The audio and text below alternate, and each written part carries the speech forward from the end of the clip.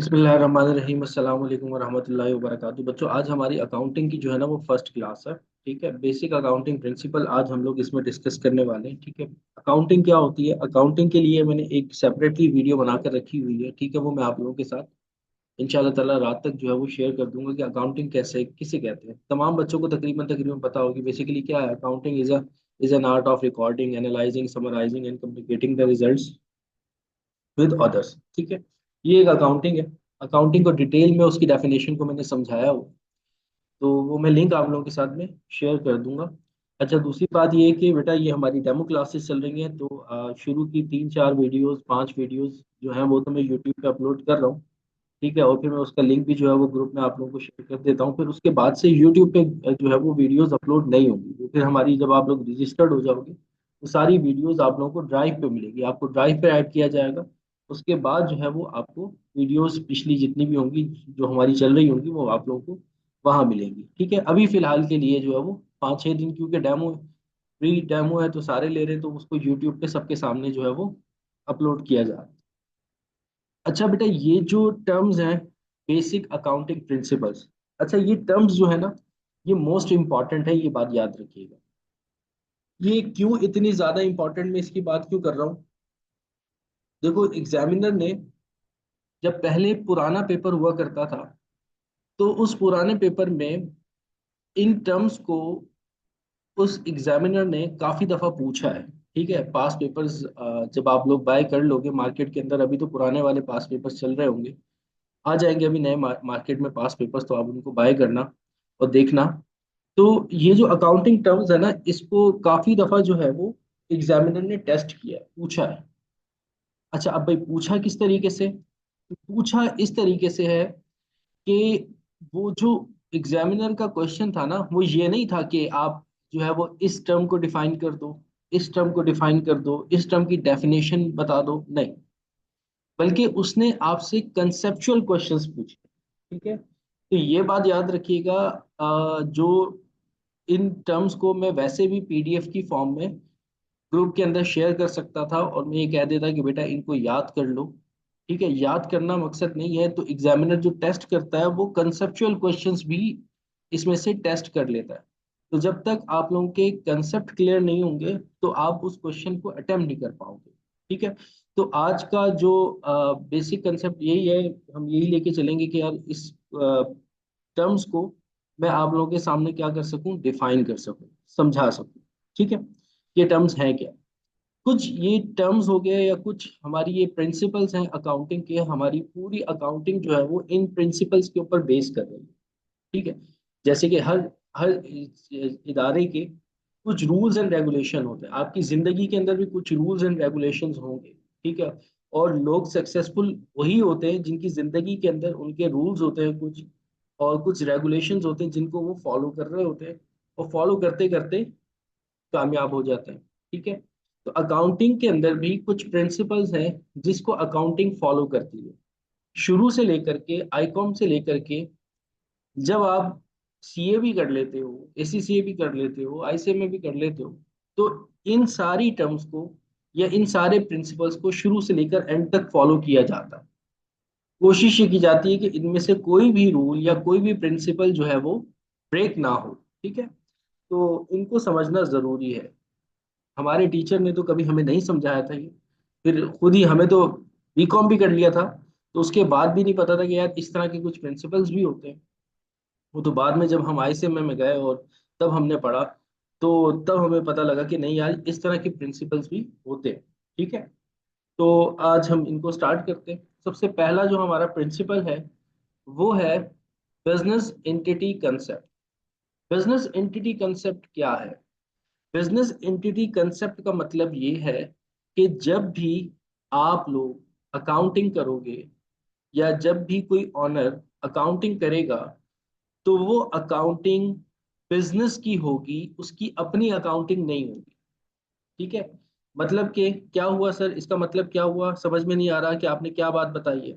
देखो मैं दोबारा बताता हूँ, इसका मतलब ये हुआ कि आपने 1 लाख रुपए घर पे खर्च कर दिए, तो ये भी एक ट्रांजेक्शन है। और 1 लाख रुपए आपने बिजनेस के अंदर खर्च कर दिए, ये भी एक ट्रांजेक्शन है। ठीक है। तो वो जो आपने 1 लाख रुपए अपने घर पे खर्च किए हैं, वो आपके घर की अकाउंटिंग है, उसको आप अपने बिजनेस के अंदर रिकॉर्ड नहीं कर सकते। अकाउंटिंग ये कहती है कि बिजनेस जो है वो एक सेपरेट एंटिटी है और ऑनर जो है वो एक सेपरेट एंटिटी। तो यहाँ पर हम ऑनर की अकाउंटिंग नहीं करेंगे। यहाँ पर हम जो भी अकाउंटिंग करेंगे वो बिजनेस से रिलेटेड ट्रांजेक्शन्स की अकाउंटिंग करेंगे। ठीक है। मैं आज मैंने जो है वो सपोज कर लो गाड़ी के अंदर जो है वो 2,000 रुपए का फ्यूल जो है वो डलवाया, और मैंने बिजनेस की गाड़ी के अंदर 2,000 रुपए का फ्यूल जो है वो डलवाया है। तो वो जो बिजनेस की कार के अंदर जो मैंने 2,000 रुपए का फ्यूल डलवाया है उसको मैं अकाउंटिंग के अंदर रिकॉर्ड करूंगा। जो मैंने अपनी पर्सनल कार के अंदर 2,000 रुपए का फ्यूल डलवाया है उसको मैं रिकॉर्ड नहीं करूंगा। ठीक है। तो यहाँ पर देखो मैंने एग्जाम्पल में लिखा हुआ है, आप लोगों के सामने एग्जाम्पल भी आ रही होगी कि एग्जाम्पल में the personal expenses of the owner are not recorded in the business account. ठीक है। पर्सनल एक्सपेंसेस को रिकॉर्ड नहीं करना, या पर्सनल ऑनर की कोई भी चीज होगी, एक्सपेंस की जगह उसकी इनकम भी हो, या उसका कोई एसेट भी हो, या उसकी कोई लायबिलिटी भी हो, उसको रिकॉर्ड नहीं करेंगे। आप सिर्फ और सिर्फ किन ट्रांजेक्शन्स को बिजनेस के अंदर रिकॉर्ड करेंगे? उन ट्रांजेक्शन्स को जो रिलेट कर रही होंगी बिजनेस के साथ। तो पहला कंसेप्ट सब बच्चों को क्लियर हो गया, क्योंकि आगे हमने रिकॉर्डिंग सीखनी भी है। आगे चल के बच्चों हम लोगों ने अकाउंटिंग जो है वो ये रिकॉर्डिंग सीखनी भी है, तो आप लोगों को कंसेप्ट क्लियर होना चाहिए कि भाई हमने रिकॉर्ड किस ट्रांजेक्शन को करना। क्लियर है सब बच्चों को बात? मैसेज पे बता दें। ठीक है, तो बस पहली बात तो ये हो गई कि भाई हम जो है वो रिकॉर्डिंग करेंगे, किसकी रिकॉर्डिंग करेंगे? बिजनेस के ट्रांजेक्शन्स की। हम पर्सनल अकाउंटिंग नहीं करेंगे। फिर उसके बाद जो नेक्स्ट ट्रांजेक्शन है, money measurement concept. Money measurement concept का मतलब ये है कि उस ट्रांजैक्शन को रिकॉर्ड किया जाएगा। पहली तो कंडीशन ये हो गई कि वो ट्रांजैक्शन बिजनेस की होनी चाहिए। अच्छा, दूसरी कंडीशन ये है कि वो ट्रांजैक्शन के अंदर मनी की इन्वॉल्वमेंट हो, यानी कि पैसों की इन्वॉल्वमेंट हो। यानी उसको आप कैलकुलेट कर सकते हो रुपीज में, डॉलर्स में, यूरो में, तो वो ट्रांजैक्शन कहलाएगी। जैसे कि मैंने बिजनेस के अंदर फर्नीचर खरीद कर लेकर आया हूं, तो ये ट्रांजैक्शन नहीं है।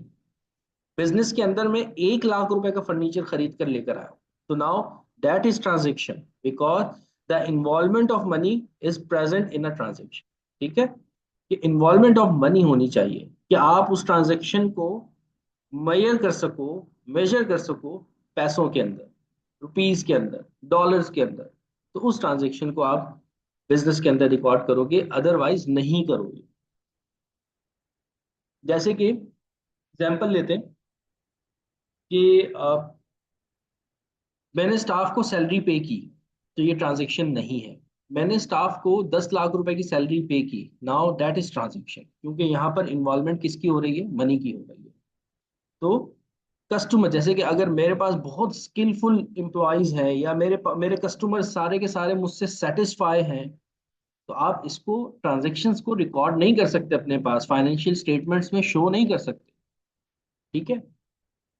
हाँ, एम्प्लॉयज जो है उनकी सैलरी इतनी जाती है, इतना अमाउंट उनकी सैलरी का जाता है, उस ट्रांजेक्शन को रिकॉर्ड करो। कस्टमर को मैं इतने रुपए की सेल करता हूँ, उस ट्रांजेक्शन को रिकॉर्ड।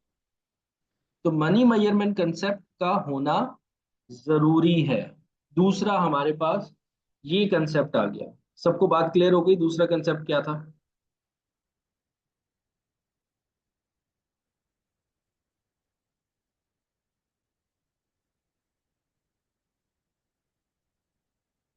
आगे चलो बेटा मैं। सही है। पहला कंसेप्ट कि बिजनेस अलग, ऑनर अलग। ठीक है। बिजनेस की अकाउंटिंग करेंगे और उन ट्रांजेक्शन्स को रिकॉर्ड करेंगे जो कि पैसों में मेजर कर सकें, जिनको देखकर हम बता सकें कि भाई उसमें एग्जैक्ट अमाउंट हमें क्लियर होना चाहिए। अब तीसरी ट्रांजेक्शन क्या? तीसरा कंसेप्ट क्या? Going concern concept. Going concern का मतलब क्या है? गोइंग कंसर्न का मतलब है it is assumed that the business will continue to operate for the foreseeable future. यानी कि आप किस जो बिजनेस रन कर रहे होगे, आप ये सोच के रन कर रहे होगे कि इस बिजनेस को मैंने आगे भी लेकर चलना है।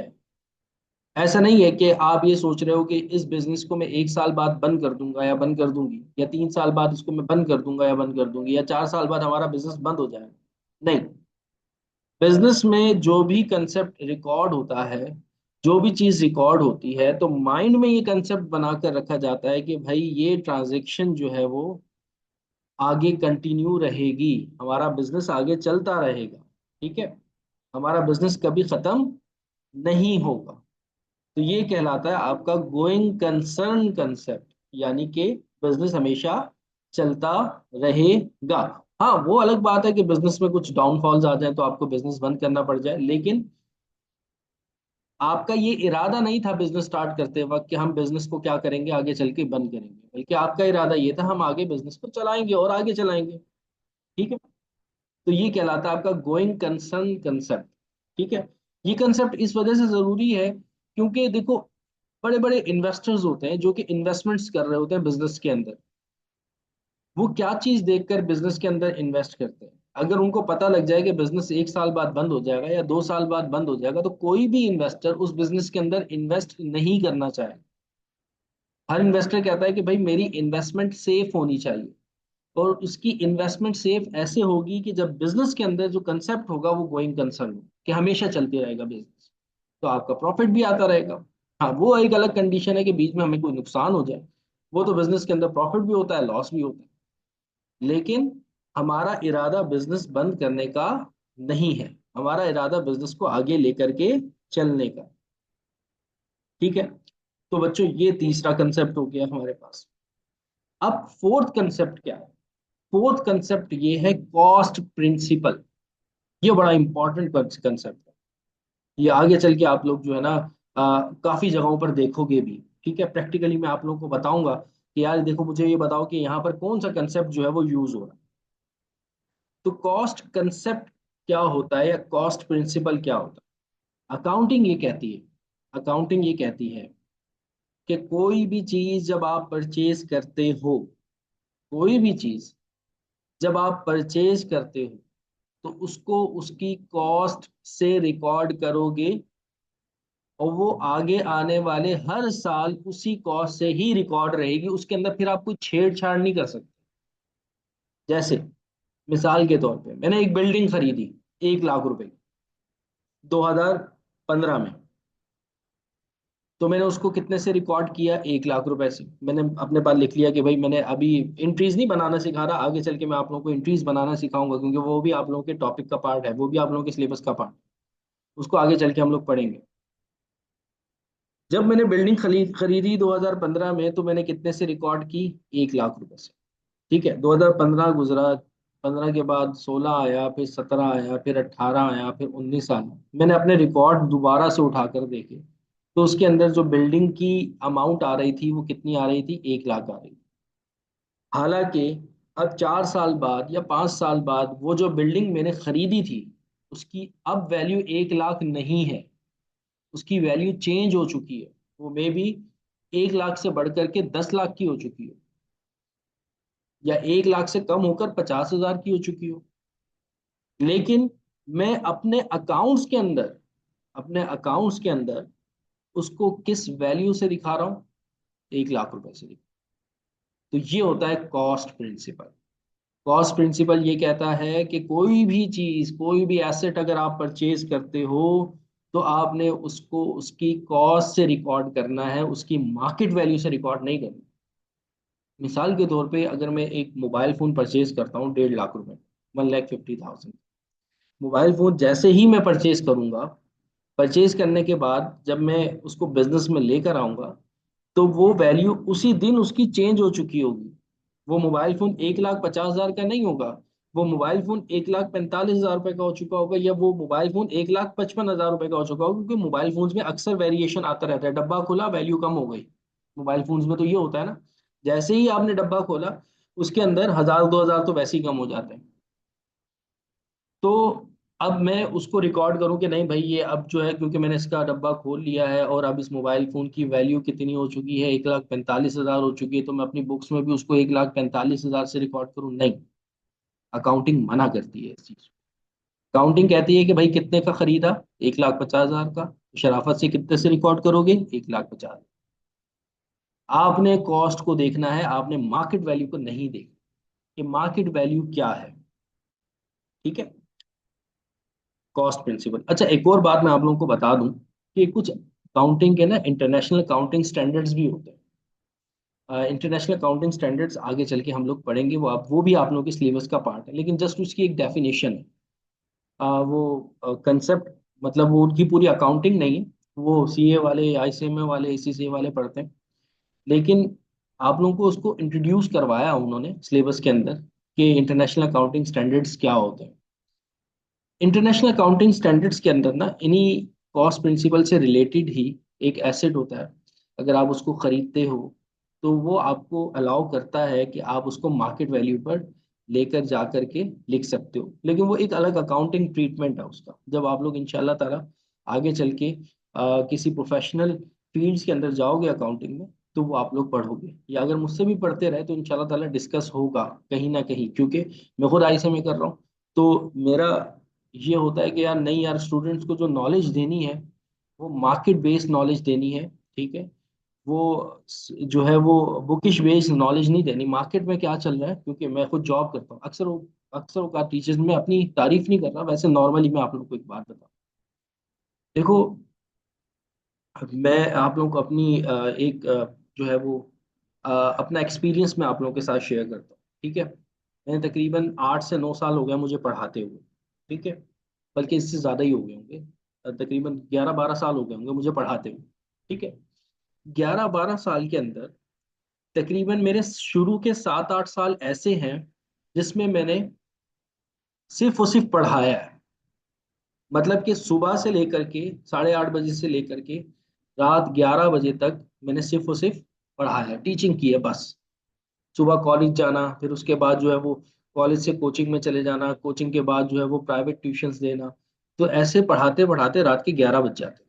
ठीक है, तो वो जो मेरा एक्सपीरियंस था शुरू के 7-8 साल का, और जो अब का मेरा एक्सपीरियंस है, फिर मैंने क्या किया, 7-8 साल बाद मैंने टीचिंग की फील्ड को हाफली अल्लाह हाफिज किया। मैंने बोला नहीं यार, मैं सिर्फ टीचिंग नहीं करूंगा, मॉर्निंग में मैं जॉब करूंगा, और अल्हम्दुलिल्लाह मेरी कराची यूनिवर्सिटी में जॉब भी हो गई। तो जॉब हो गई, जॉब के साथ साथ फिर मैंने टीचिंग को कंटिन्यू किया आगे। ठीक है, जैसे अभी आप लोगों को पढ़ा रहा हूँ, ऑफिस में ही बैठा हुआ हूँ और क्लास ले रहा हूँ। तो हुआ क्या कि अब जो मैं पढ़ा रहा हूँ और जो मैं पहले पढ़ा रहा था, उसमें जमीन आसमान का फर्क आ चुका है। क्यों? क्योंकि अब मैं प्रैक्टिकली चीजों को देख रहा हूँ। अब बुकिश चीजों को नहीं देख रहा कि भाई किताब में ऐसे लिखा हुआ, ऐसे लिखा हुआ, ऐसे नहीं, ये प्रैक्टिकली क्या होता है। तो मेरी कोशिश हमेशा यही रहेगी यार, आप लोगों को प्रैक्टिकल एक्सपीरियंस भी करवाया जाए साथ साथ। तो यही इंटरनेशनल अकाउंटिंग स्टैंडर्ड प्रैक्टिकली आप लोग देखोगे, और मेरी कोशिश रहेगी कि यार आप लोगों को दिखाऊं भी ये सारी चीजें। ठीक है, सिर्फ और सिर्फ एडीसी करके नहीं निकलो, बल्कि आप कहीं पर किसी जगह पर इंटरव्यू देने जाओ तो वो आपसे चीजें पूछे तो उसको पता लगे कि यार कहीं किसी प्रोफेशनल बंदे से ये पढ़कर आ रहा है, ये नॉर्मल इसने एडीसी नहीं किया हुआ, या इसको नॉलेज है चीजों की। और आप लोगों को भी इसी तरीके से ही पढ़ना है। पढ़ना आप लोगों को पास होने के लिए नहीं है, पास तो हो जाओगे इंशाल्लाह। हर साल बच्चे आते हैं और वो पास होके जाते हैं। ठीक है, आपने पास आउट नहीं होना, आपने नॉलेज गेन करनी है जितनी हो सकती है, और प्रोफेशनल नॉलेज गेन करनी है। ठीक है, चलें, बात कहीं कहाँ से कहाँ निकल गई, बात हमारी हो रही थी कॉस्ट कंसेप्ट से रिलेटेड। तो कॉस्ट कंसेप्ट ये है, आपको बताता है कि भाई कि चीजों को आपने किससे रिकॉर्ड करना है, कॉस्ट से रिकॉर्ड करना है। आप कॉस्ट के साथ छेड़छाड़ नहीं करोगे, भले 10 साल हो जाए, 15 साल हो गए। वो चीज अगर 1 लाख रुपए से आपने लिख दी है तो वो 1 लाख रुपए की ही रहेगी, वो चेंज नहीं होगी। ये आपका फोर्थ कंसेप्ट। फिर उसके बाद आ रहा है फिफ्थ कंसेप्ट। फिफ्थ कंसेप्ट क्या होता है? Accrual principal. एक्रूअल प्रिंसिपल किसे कहते हो आप? पिछली 4 हेडिंग सबको क्लियर हो गई? किसी को कुछ पूछना तो नहीं है पिछली 4 हेडिंग्स में से?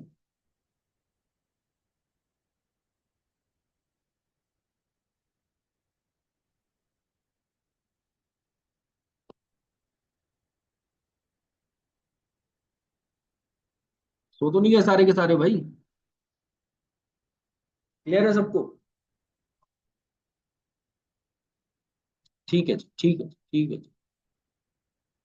अच्छा जी, अब आ जाए नेक्स्ट। नेक्स्ट आपका अकाउंटिंग प्रिंसिपल क्या है? नेक्स्ट आपका अकाउंटिंग प्रिंसिपल है एक्रूअल प्रिंसिपल। अब सर ये एक्रूअल प्रिंसिपल किसे कहते हैं?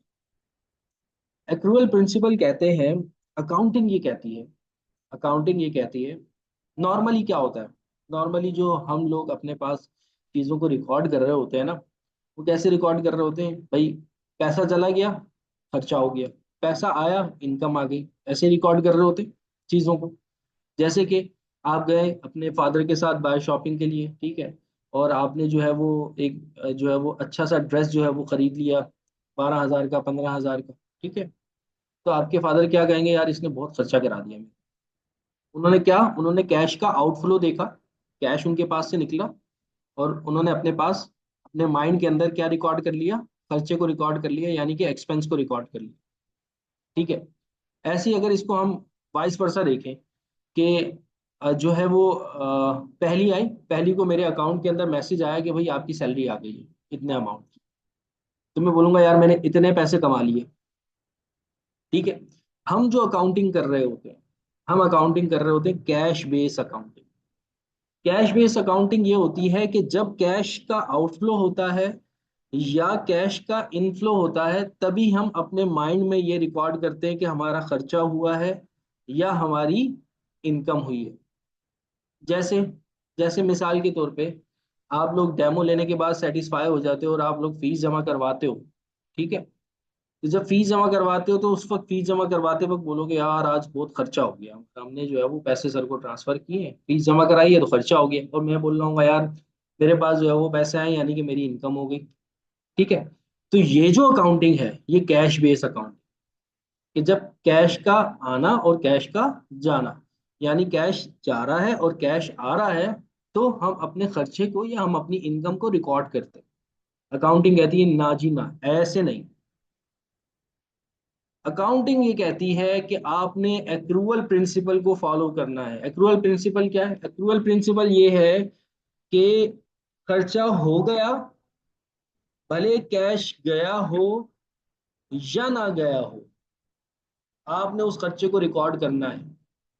मतलब, मतलब ये मतलब ये आपने पूरा महीना जो है वो किराए के घर पे रहते थे, पूरा महीना आपने, वैसे मालिक मकान शुरू में आ जाते हैं किराया लेने के लिए, ठीक है भैया पैसे दे दो, किराया दे दो इस महीने का, आपने बोला पैसे वैसे नहीं है यार अभी, आप एक काम करो कि ना महीने के एंड पे आ जाना, अभी मेरे पास पैसे नहीं है, ठीक है।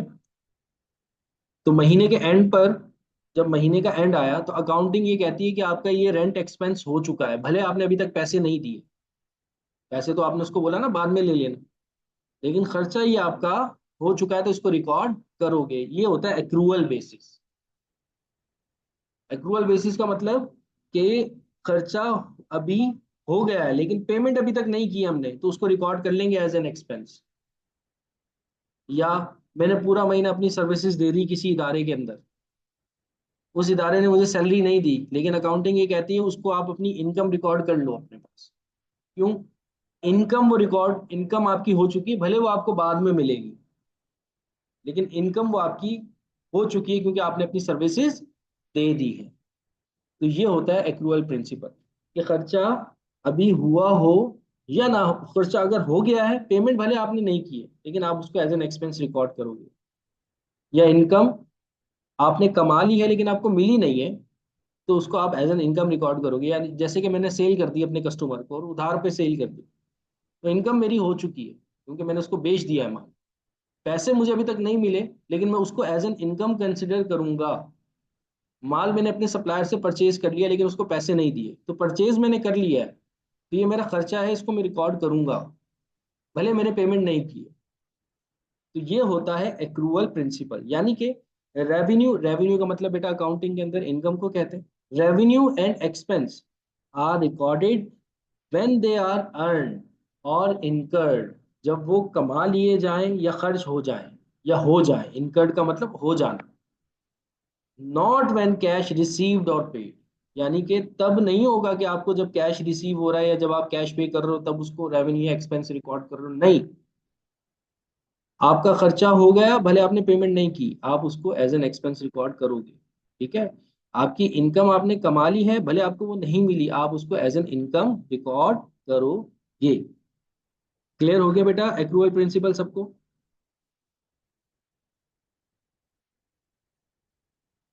यहाँ तक किसी बच्चे का कोई सवाल हो?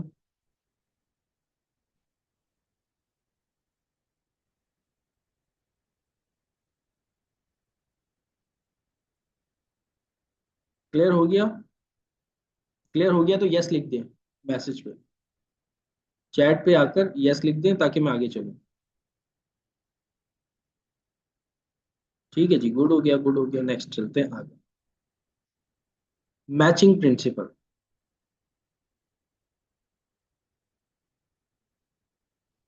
मैचिंग प्रिंसिपल क्या कहता है? एक ये जो हमारा नेक्स्ट प्रिंसिपल आया है,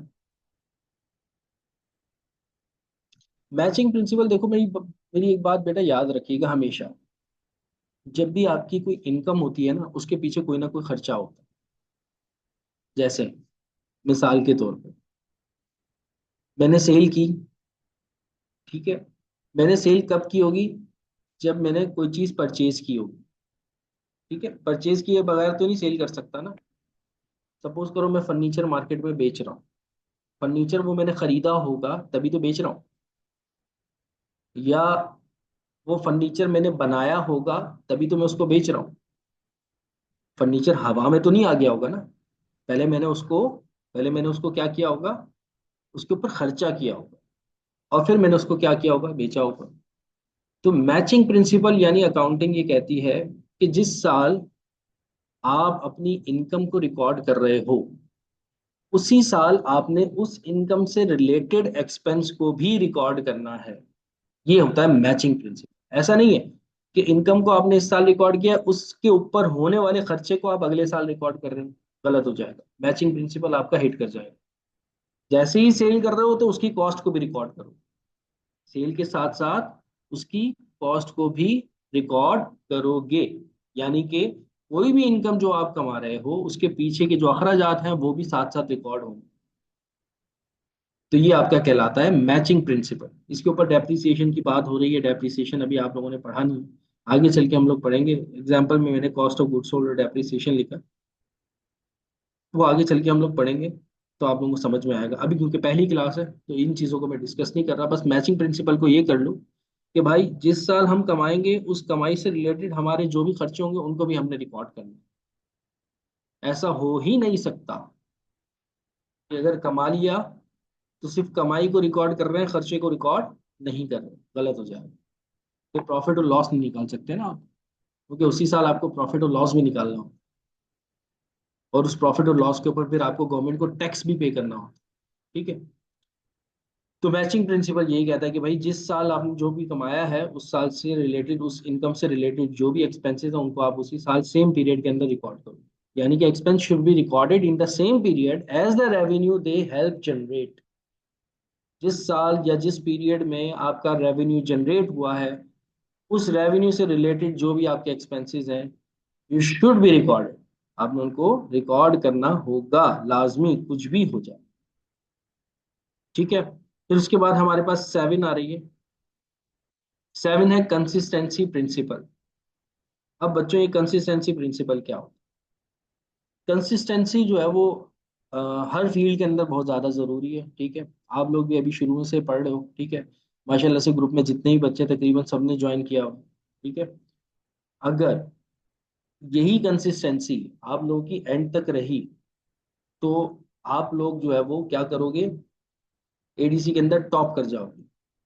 जो सर ने पढ़ाया उसी टाइम याद कर लिया, जो सर ने होमवर्क दिया उसी टाइम कर लिया। ठीक है। तो डेली बेसिस पे आप लोग अपनी पढ़ाई कर रहे हो, डेली बेसिस पे, तो ये कंसिस्टेंसी प्रिंसिपल है, अच्छे मार्क्स आएंगे। अब एक बच्चा क्या करता है, पूरे हफ्ते की क्लासेस लेता है और सिर्फ संडे को पढ़ता है। पूरा हफ्ता वो मार्केट से बिल्कुल शॉर्ट है, ठीक है। और संडे को उठाकर वीडियो देखता है वो, और वीडियो देख के संडे को वो अपना काम करने की कोशिश करता है। तो वो कंसिस्टेंसी नहीं, ठीक है। जब कंसिस्टेंसी नहीं है उसके मार्क्स भी अच्छे नहीं है। जहां पर आप किसी भी चीज के साथ कंसिस्टेंट हो जाओ तो आप सक्सेसफुल हो सकते हो। अगर कंसिस्टेंसी नहीं है तो फिर सक्सेसफुल नहीं हो सकते। अकाउंटिंग ये कहती है कि जो मेथड आप यूज कर रहे हो अकाउंटिंग के अंदर, मेथड्स हम लोग पढ़ेंगे आगे चल के, कुछ चैप्टर्स में आएंगे मेथड्स भी हमारे, बहुत सारे मेथड्स होते हैं। इन्वेंट्री से रिलेटेड हमारे मेथड्स होते हैं, फिक्स एसेट से रिलेटेड हमारे मेथड्स होते हैं, ठीक है। तो आपने जो मेथड एक दफा अडॉप्ट कर लिया, फिर उस मेथड को चेंज नहीं कर सकते। ये नहीं कि यार आज ये दिल कर रहा है इस मेथड को यूज करें, कल दिल कर रहा है कि हम उस मेथड को यूज करें तो हम उसके ऊपर शिफ्ट हो जाएं, गलत। कंसिस्टेंसी प्रिंसिपल यहाँ पर वायलेट होगा। The same accounting method and policies should be applied consistently from one period to another. ठीक है। एक साल जो आपने मेथड यूज किया, जो पॉलिसीज आपकी रही, अगले साल भी वही मेथड या वही पॉलिसी आपकी होनी चाहिए। अगर वो नहीं होंगी तो फिर कंसिस्टेंसी नहीं रहेगी, तो आपका बिजनेस आगे ग्रोथ की तरफ नहीं जा सकता, ये बात याद रखिए। तो अकाउंटिंग ये आपको सिखाती है कि कंसिस्टेंसी प्रिंसिपल आपका होना जरूरी है। ये 7 हेडिंग्स थी, ठीक है। फिर उसके बाद जो है वो मटेरियलिटी प्रिंसिपल हो गया, प्रूडेंस हो गया। ये बेटा इतना ज्यादा इंपॉर्टेंट नहीं है, इसको आप खुद भी देखेंगे, देख लीजिएगा। या प्रूडेंस में आप लोगों को समझा देता हूँ, मटेरियलिटी जो है ना वो इतना ज्यादा इंपॉर्टेंट नहीं है, ठीक है। प्रूडेंस कंसेप्ट 9 को देख लो, ये हेडिंग को। भले वो 8 वाली हेडिंग याद मत करना, वो हटा देना, मैंने लिख दी है अपने पास। प्रूडेंस कंसेप्ट क्या होता है? प्रूडेंस कंसेप्ट ये होता है, anticipate losses but do not recognise gain until they are realised. यानी कि अगर आपको लग रहा है कि फ्यूचर में आपको किसी से भी चीज से रिलेटेड कोई ना कोई लॉस होने वाला है, तो आप उसको अभी रिकॉर्ड कर लो। अगर अगर फ्यूचर में आपको लग रहा है कि आपको कोई लॉस होने जा रहा है, तो आप उसको अभी रिकॉर्ड कर लो। अकाउंटिंग एक है। यानी कि लेट सपोज मैंने किसी बंदे को पैसे उधार दिए, ठीक है। अब मुझे लग रहा है कि यार वो मुझे मेरे पैसे वापस नहीं करेगा, मुझे लॉस हो जाएगा, ठीक है। उस लॉस को मैं अभी रिकॉर्ड कर लूंगा, ये नहीं कि जब वो पैसे नहीं देगा मैं तभी रिकॉर्ड करूँ। अकाउंटिंग मना कर। अकाउंटिंग ये कहती है कि अगर आपको भैया नजर आ रहा है ना कि फ्यूचर में ये हमें लॉस हो सकता है, अभी हुआ नहीं है वो लॉस, आप उसको अभी से रिकॉर्ड कर लो, ठीक है। और गेन वाली साइड पे, प्रॉफिट वाली साइड पे ऑपोजिट है, कि गेन या प्रॉफिट जब तक आपको हो ना जाए तब तक आपने उसको रिकॉर्ड नहीं करना। जैसे मुझे नजर आ रहा है कि यार मुझे इस साल 10 लाख रुपए का प्रॉफिट होगा, मैं उसको रिकॉर्ड नहीं कर सकता। लेकिन मुझे 10 लाख रुपए का लॉस होगा, उसको मैं रिकॉर्ड करूंगा शुरू में। तो अकाउंटिंग का मतलब ये है। इसको प्रूडेंस कंसेप्ट भी कहते हैं या प्रूडेंस प्रिंसिपल भी कहते हैं। मतलब anticipate losses but do not recognise gain until they are realised. जब तक गेन आपको मिल ना जाए, हो ना जाए, तब तक आपने उसको रिकॉर्ड नहीं करना। लेकिन अगर आपको लॉस हो रहा है, आपको फ्यूचर में नजर आ रहा है, तो आप उसको फौरन से रिकॉर्ड करोगे। ये 9 हेडिंग्स थी, ठीक है बेटा। उसके बाद डुअल एस्पेक्ट्स हैं, इनको हम आगे चल के डिस्कस करेंगे। हिस्टोरिकल कॉस्ट कंसेप्ट को भी आगे चल के हम लोग डिस्कस करेंगे। इसके अलावा जो कुछ हमारे इंटरनेशनल अकाउंटिंग स्टैंडर्ड्स वगैरह हैं, ये इन सारी चीज़ों को आगे चल के हम लोग डिस्कस करेंगे। आज की क्लास में हम लोगों ने ये कुछ जो है वो प्रिंसिपल्स को हम लोगों ने डिस्कस किया है, ठीक है। ये कल तक इंशाल्लाह ताला बेटा सुबह तक ये वीडियो भी अपलोड हो जाएगी यूट्यूब पे, और आप लोग वहाँ पर उसको दोबारा से भी देख सकते हो, ठीक है। यहाँ तक बेटा आज का कोई सवाल किसी का तो मुझसे पूछ सकते हैं चैट पर आकर।